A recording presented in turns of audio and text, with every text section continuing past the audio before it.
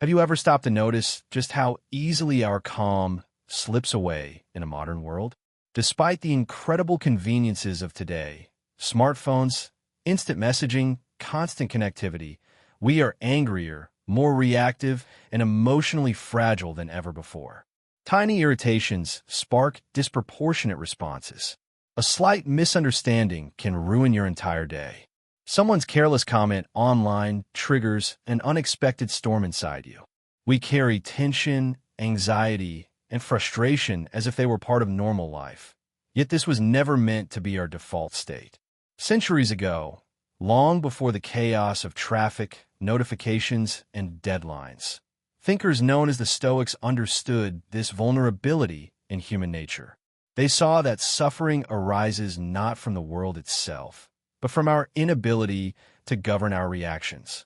They built principles, timeless, precise, and practical, to help anyone, in any situation, maintain a calm, steady mind. These were not theories for idle discussion. They were survival strategies for living well amidst uncertainty, conflict, and unpredictability. The first and most crucial lesson is about recognizing the power of your initial reaction. When something irritates you, embarrasses you, or surprises you in an uncomfortable way, pause and notice what occurs immediately within you. Your body tenses, your heart rate quickens, your breath shortens. These reactions feel automatic, involuntary, like they come from somewhere outside of your control. And in a very real sense, they do. Your instinct is shaped by your biology, your upbringing, past experiences, and your ego all converging at once. The Stoics called this first reaction the most dangerous moment of all, because in that instant, you are not acting as yourself. You are reacting as your conditioning. Marcus Aurelius, a Roman emperor and philosopher, wrote that true power begins when the mind masters itself. He faced betrayal, warfare, political intrigue, and plague, yet he trained himself to pause, to breathe, to observe before any impulse could dictate his action. He understood that the world can rage, but you don't have to let that rage enter your mind. Compare that with today. Traffic, notifications, emails, and social media move faster than our ability to pause. We react reflexively, allowing small disturbances to control our inner state. But calmness is never found in speed. It is cultivated in the deliberate gaps between stimulus and response. The moment between instinct and choice is where personal power emerges. Even a brief pause, a deep breath, a moment of observation, can neutralize the instinctive surge of emotion. During that pause, you reclaim agency. The event no longer dictates your state. You choose how to navigate it. Pause, name the feeling, and separate it from the situation. This is where dignity, composure, and clarity take root. People notice those who do not react impulsively. They trust steadiness. They respect measured judgment. And in turn, calmness becomes a force of influence itself. Next, consider the stories we tell ourselves about what happens. Most emotional turmoil isn't caused by events themselves. It's caused by the interpretations we attach to them. A delayed text is instantly labeled as rejection. A curt comment at work feels like disrespect. A canceled meeting seems like betrayal. But these are not objective facts. They are narratives your mind has constructed based on fear, past experiences, and ego. Epictetus put it succinctly, it is not events themselves that disturb us, but our judgments about them. Pause and examine the difference. If someone walks past you without greeting, the fact is simple, they walk past. The story you layer on top, they hate me, they are upset, they are judging me, is where emotional distress is born. Every negative interpretation is a surrender of peace. The Stoics teach that clarity comes from separating the event from the narrative. Observe what happened. Observe the story you added. Ask yourself, is there evidence that this is true? More often than not, you are reacting to a thought, not a fact. Through this practice, over time, your emotional life becomes quieter, more stable. You no longer get hijacked by imagined offenses. You respond to reality as it is, rather than the world your fears invent. A third insight is that life is rarely comfortable, and expecting it to be so is a fast track to frustration. We often assume that things should be smooth, mornings peaceful, people kind, plans effortless. When reality violates those assumptions, our emotions erupt. Stoics approached life differently. They prepared themselves mentally for discomfort. Marcus Aurelius would remind himself each morning that he would encounter arrogance, ingratitude, and impatience. This was not cynicism, but preparation. Expecting difficulty does not mean seeking it. It means meeting the day armed with readiness, so nothing catches you off guard.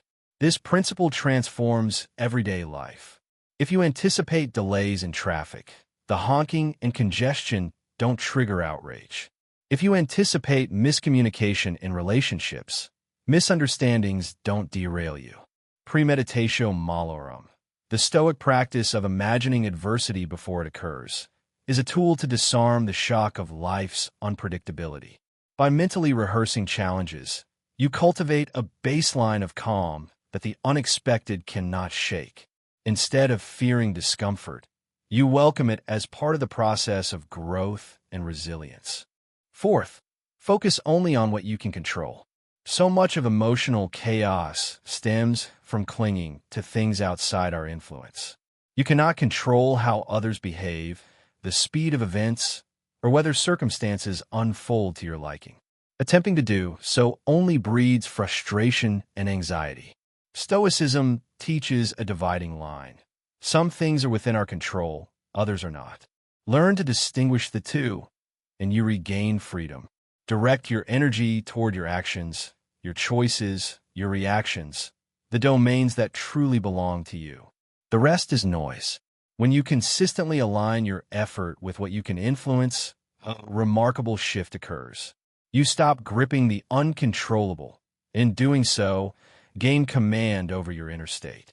You become grounded, steady, and emotionally resilient. People who maintain calm in the face of chaos aren't lucky. They have chosen to act in what they can control and release what they cannot. Fifth, stop taking things personally. Much of the suffering we carry comes from assuming that others' actions are directed at us.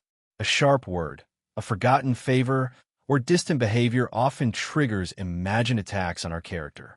The truth, as the Stoics recognized, is that people act from their own fears, conditioning, and internal struggles.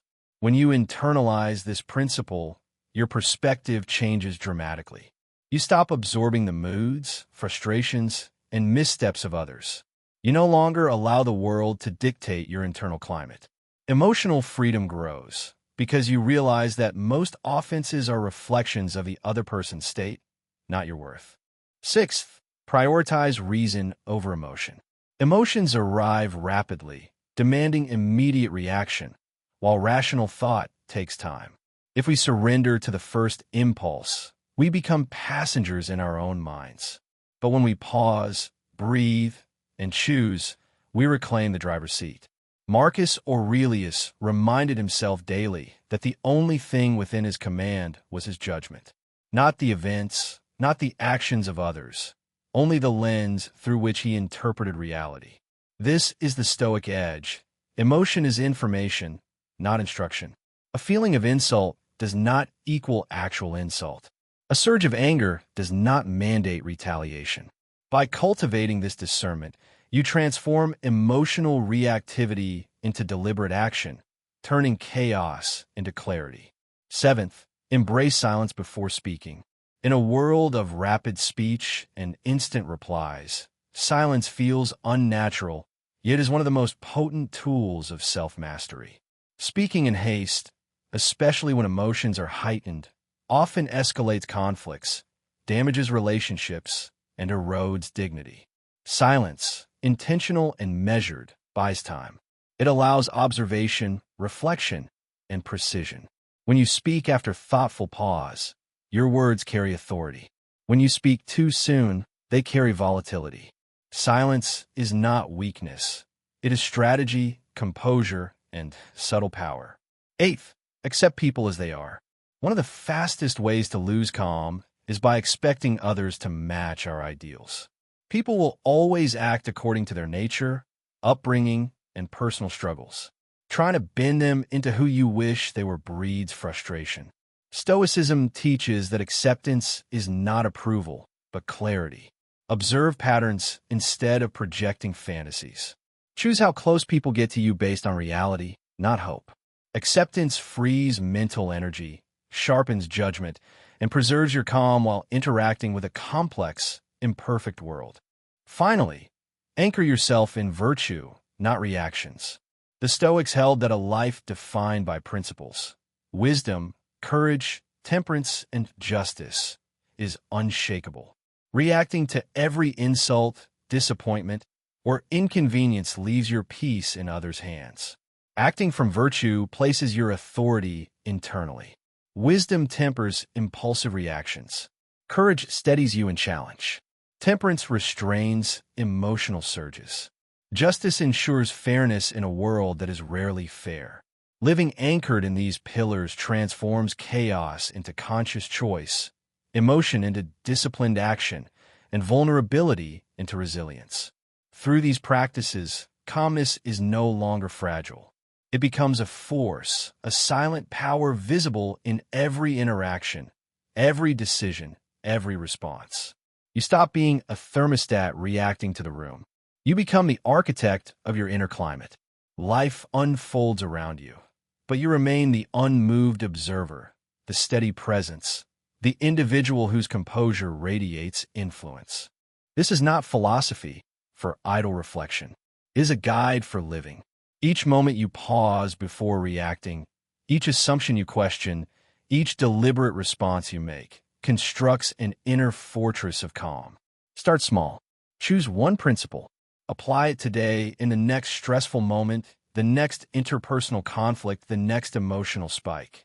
Let mastery grow through repetition. Add another principle tomorrow, another the next day.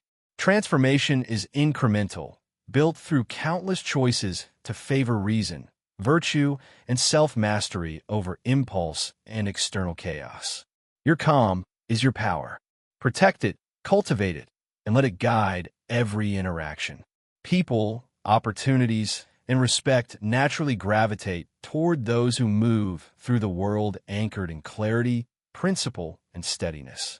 Stop giving your peace away to the unpredictable currents around you. Build it from within. Act with reason. Uphold virtue. Maintain composure. And the world will respond not with chaos, but with alignment. This is the Stoic path. This is the mastery of calm in a world designed to provoke. Your peace is priceless. Guard it relentlessly. Live anchored, live principled, live unshaken.